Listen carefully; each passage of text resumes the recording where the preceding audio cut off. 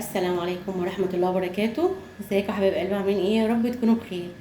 انا هعمل لكم النهارده حاجة كده غريبة بس حلوة. مخلل البطيخ. طبعا انتوا هتستغربوا شوية بس مخلل. انا جربته قبل كده على فكرة، تحفة تحفة تحفة وجميل جدا جدا جدا.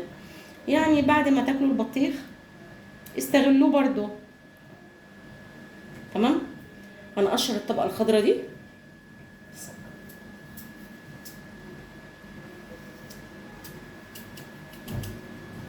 اهو.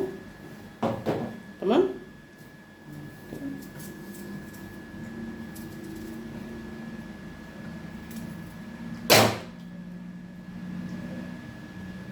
زي صوابع البطاطس كده، وهتاكلوا احلى مخلل. ده معلقه ملح، معلقه سكر، معلقه توم. تمام. وده بشر جنزبيل، بشر جنزبيل. وده قرن فلفل كده، قرن شطه يعني. وهنسمي الله. بسم الله الرحمن الرحيم.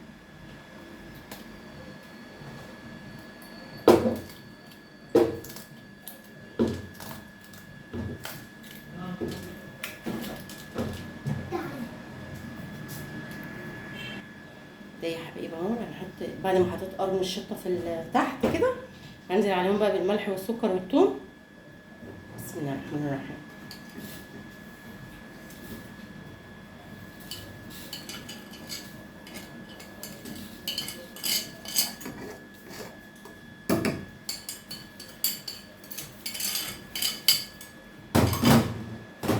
وبشرة صغيرة من الجنزبيل. بسم الله الرحمن الرحيم.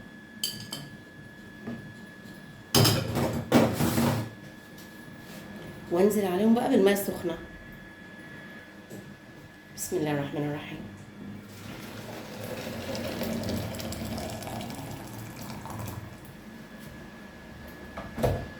طبعا الجنزبيل ريحته طلعت خالص وبقى تحفة تحفة تحفة. تمام. حط بقى نقطة خل. بسم الله.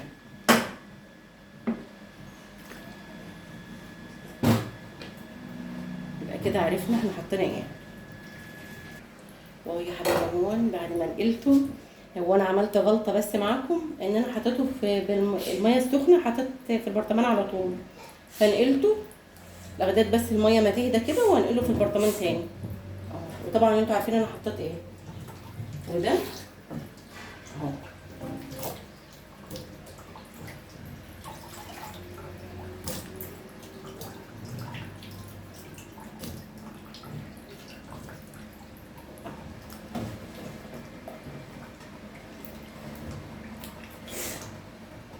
هيهدى بس كده، هيهدى وعبيه في البرطمان وهتاكلوا احلى مخلل بطيخ.